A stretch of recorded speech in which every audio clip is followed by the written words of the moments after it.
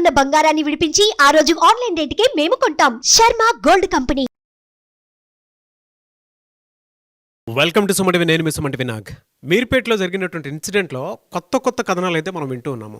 అయితే దానికి సంబంధించినటువంటి పూర్తి అప్డేట్ ఏంటి, ఏం జరిగింది, అండ్ ముక్కలుగా నరికి చంపటం అనేది, దానికి సంబంధించినటువంటి వాటిల్లో వెనుకున్నటువంటి కీలక ఆధారాలు ఏంటి అనేది ఈరోజు మనతో పాటు హైకోర్టు అడ్వకేట్ అలగర్ రవీంద్రనాథ్ గారు ఉన్నారు. అది వారి మాటలు తెలుసుకుందాం. Hello sir. హాయ్ అండి నాగరాజ్ గారు. సార్, మీర్పేటలో జరిగినటువంటి ఇన్సిడెంట్ చాలా కలకలం రేపిందని చెప్పేసి చెప్పాలి. యాక్చువల్గా జరిగింది ఏంటండి అసలు? పుట్ట గురుమూర్తి, పుట్ట వెంకటమాధవి ఇద్దరు దంపతులు కలిసి గడిచిన కొద్ది రోజులుగా ఈ యొక్క మీర్పేటలో ఉన్న వెంకటరమణ కాలనీలో వీళ్ళు నివాసం ఉంటున్నారు. అయితే మొన్న జనవరి 16 అంటే సంక్రాంతి తరువాత తనకు కనిపించట్లేదని వెంకట సుబ్బమ్మ అంటే వెంకటమాధవి వాళ్ళ యొక్క మదర్ వెంకట సుబ్బమ్మ పోలీస్ స్టేషన్లో కంప్లైంట్ చేసిన తర్వాత పోలీసులు వెంకటమాధవిని మిస్సింగ్ కేసుగా నమోదు చేశారు. మిస్సింగ్ కేసుగా నమోదు చేసి ఆమె మీద పూర్తిగా ఎంక్వైరీ ఎక్కడుందని చెప్పి వెతకడం మొదలుపెట్టారు. కానీ ఎన్ని రకాలుగా పోలీసులు ప్రయత్నాలు చేసినప్పటికీ కూడా వెంకటమాధవి యొక్క ఆచూకీ మాత్రం కనుక్కోలేకపోయారు. అయితే దీనికి సంబంధించి పుట్టా గురుమూర్తి ఎవరైతే ఉన్నారో ఈ వెంకటమాధవి యొక్క హస్బెండ్ని పోలీసులు కస్టడీలో తీసుకొని ఇంటరాగేట్ చేసినప్పుడు అతను కొన్ని విస్తుపోయిన నిజాలు చెప్పాడు. అంటే ఒక్కొక్కసారి ఒక్కొక్క రకం సంబంధం చెప్పాడు. అంటే నేను తనను చంపేశానని, ఆ యొక్క డెడ్ బాడీస్ పార్ట్స్ ఏవైతే ఉన్నాయో చెరువులో పడేశారని రకరకాల కథనాలు ముందుగా చెప్పడం జరిగింది. తర్వాత అతను పోలీసులుగా సవాల్ విసిరాడు.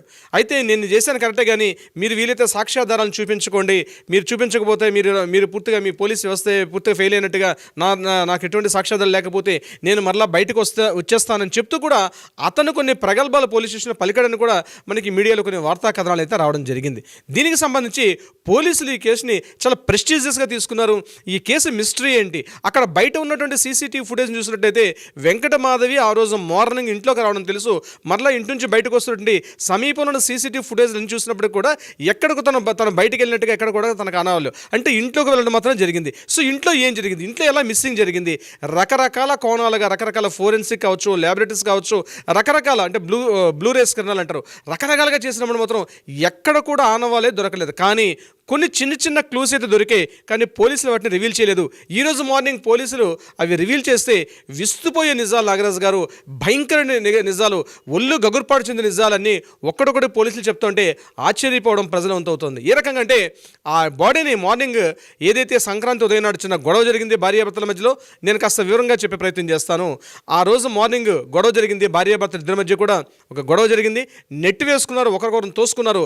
ఆ తోసుకున్న క్రమంలో గట్టిగా నెట్టివేయడంతో గురుమూర్తి ఇమ్మీడియట్గా ఆమె అక్కడ పడిపోయి స్పృహ కోల్పోయిన తర్వాత ఇతను ఆల్రెడీ ఆర్మీగా పనిచేసినట్టు, ఒక ఆర్మీ ఆఫీసర్గా పనిచేశాడని చెప్పడంతో ఇతను కొంత దాని మీద అవగాహన ఉంది. ఇప్పుడు చనిపోయిందా స్పృహ కోల్పోయింది చూస్తే ఇంకా కొద్దిగా ప్రాణం ఉన్నటువంటి సమయంలో తన మీద దిండు పెట్టి, అంటే ముఖంపై దిండు పెట్టి ఆమెను పూర్తిగా చంపేయడం జరిగింది. చంపేసిన తర్వాత అక్కడితో అతని యొక్క కక్ష పూర్తయిందంటే అక్కడితో మొదలైంది. యాక్చువల్గా ఏం జరిగింది అంటే అతను ఒక్కొక్కటి పోలీసుల స్థాయిలో పోలీసులు ఇంటరాగేట్ చేసినప్పుడు పోలీసులు చెప్తుంటే అతడు చేసిన దారుణ మరణకాండ ఎలా చెప్తున్నారంటే, బహుశా ఈ వీడియోలో చెప్పడం కొంత అభ్యంతరకరమైనప్పుడు కూడా తప్పనిసరి పరిస్థితుల్లో మీతో షేర్ చేసుకుంటున్నాను నాగరాజు గారు. ప్రధానంగా ఏం జరిగిందంటే అతను ఎప్పుడైతే చనిపోయిందని తెలిసిన తర్వాత కత్తి తీసుకొని ఒక మంచి మాంసాన్ని కట్ చేసే కత్తిని తీసుకొని మొత్తం ఎంటైర్ బాడీని 4 పార్ట్స్గా కట్ చేశాడు. కాళ్ళను ముందు కట్ చేశాడు, కాళ్ళు వేరుపడింది. చేతులు కట్ చేశాడు, చేతులు వేరుపడింది. మొండని కట్ చేశాడు, మొండని వేరుపడింది. తల మొండని వేరు చేసి 4వ భాగాన్ని కట్ చేశాడు.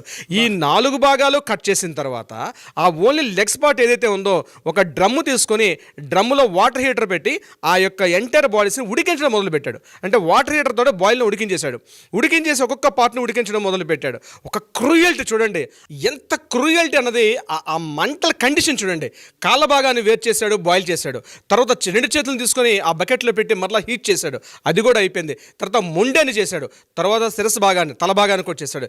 ఈ 4 పార్ట్స్ కంప్లీట్గా బాయిల్ అయిపోయిన తర్వాత వాటిని ఏం చేశాడంటే కంప్లీట్గా ఈ చూడండి, ఈ టెంట్ హౌస్ వాళ్ళు సార్ రెంట్ హౌస్ ఇచ్చండి, పెద్ద స్టవ్స్ ఉంటాయి. ఆ స్టవ్ల పైన ఈ ఉడికించినటువంటి భాగాలు ఏవైతే ఉన్నాయో వాటిని డైరెక్ట్గా పెట్టి చికెన్ కబాబ్స్ చేసినట్టుగా డైరెక్ట్ ఫ్లేమ్ మీద ఆ బాయిల్ అయినటువంటి ఏవైతే పార్ట్స్ ఉన్నాయో ఆ పార్ట్స్ని కంప్లీట్గా డ్రై చేయడం మొదలుపెట్టాడు. అంటే కంప్లీట్గా ఫైర్ చేయడం మొదలుపెట్టాడు. ఫ్రై చేస్తున్నప్పుడు స్మెల్ వస్తే ఎక్కడ ఇబ్బంది అవుతుందని చెప్పి కంప్లీట్గా ఇంట్లో ఉన్న కిటికీలు, ద్వారాలు, అన్ని యొక్క కిటికీలన్నీ ఓపెన్ చేసి ఒక స్టాండింగ్ ఫ్యాన్ తీసుకొని మొత్తం బయటని ఏరి పంపించాడు. అంటే ఎక్కడ స్టోర్ అయితే ఆ యొక్క స్మెల్ ఎక్కడైనా రూమ్లో పట్టేస్తుందేమో అని ఎంత ప్రీ ప్లాన్డ్గా చేశాడు.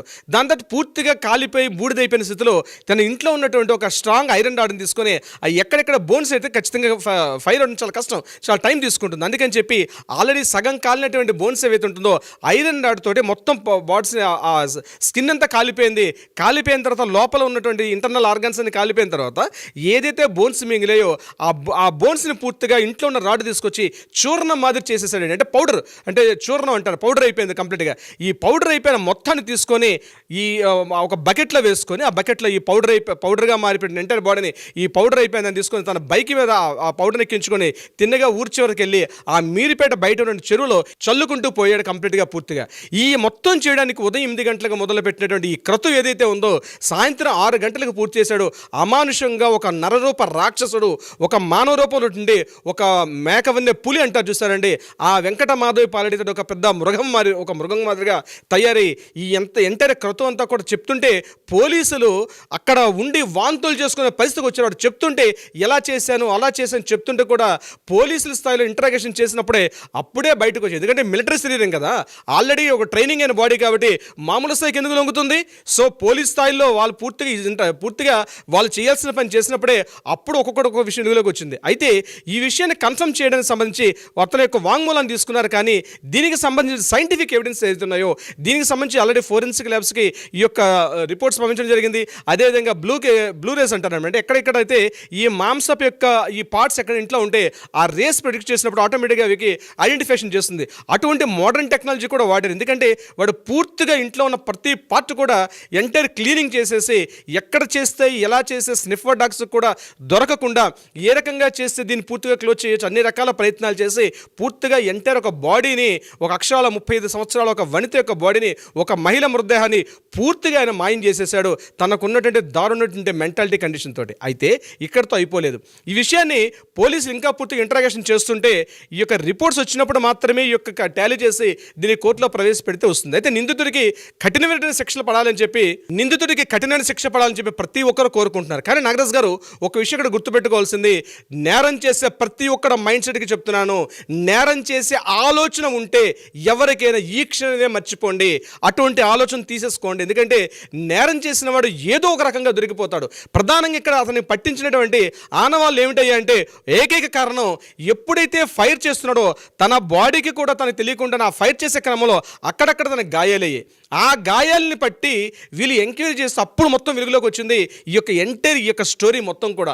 అంటే ఒక్కడు గుర్తుపెట్టుకోవాలి నాగరాజు గారు, ఎన్నో క్రైమ్స్ జరుగుతుంటాయి కానీ ఇట్లాంటి సంఘటన ఏదైతే ఉందో బహుశా నాకు తెలిసి నా ఇన్నేళ్ళ సర్వీసెస్లో ఎక్కడ కూడా 30 ఏళ్ళ చరిత్ర నేను చూస్తున్నాను, 30 ఇయర్స్లో ఎక్కడ కూడా నేనైతే వినలేదు నాగరాజు గారు. ఇటువంటిది ఒకటి జరిగిందని కూడా బహుశా పుస్తకాలు ఎక్కడో చదివేవాళ్ళని తప్పించి మన రాష్ట్రంలో అది ఇంత సిటీలోని మన హైదరాబాద్లోని మహానగరంలో ఇంత జుగుప్సాకరటువంటి ఇంత దారుణటువంటి ఒక మరణ కాండ అంటారు దీన్ని. యాక్చువల్గా ఇంత దారుణాన్ని కృతికి పాల్పడంటే అట్లాంటి వ్యక్తి సిటీలో నిలబడడానికి అతను జీవించడానికి కూడా హక్కులు నేను కోరుతాను. ఇది కాకుండా ఇతని తరపున ఎవరైనా అడ్వకేట్స్ కూడా కేసు వాదిస్తే మాత్రం దయచేసి మా అడ్వకేట్ ఫ్రెండ్స్ కూడా నేను చెప్తున్నాను, ఈ వ్యక్తికి ఎవరైనా దయచేసి అతని తరపున ఎవరు కూడా అతని తరపున వాదించవద్దు అన్న విజ్ఞప్తిగా నేను కోరుకుంటాను. నాగరాజ్ గారు చాలా జుగుప్సాకరం బాబాయ్, వింటుంటేనే నో వర్డ్స్ అని. ఏదైనా రైట్ జడ్జ్మెంట్ మాత్రం దీనికి ఉండాలని మాత్రం కోరుకుందాం అంతే. Thank you so much Ravindranath గారు. Thank you so much Nagaraj గారు.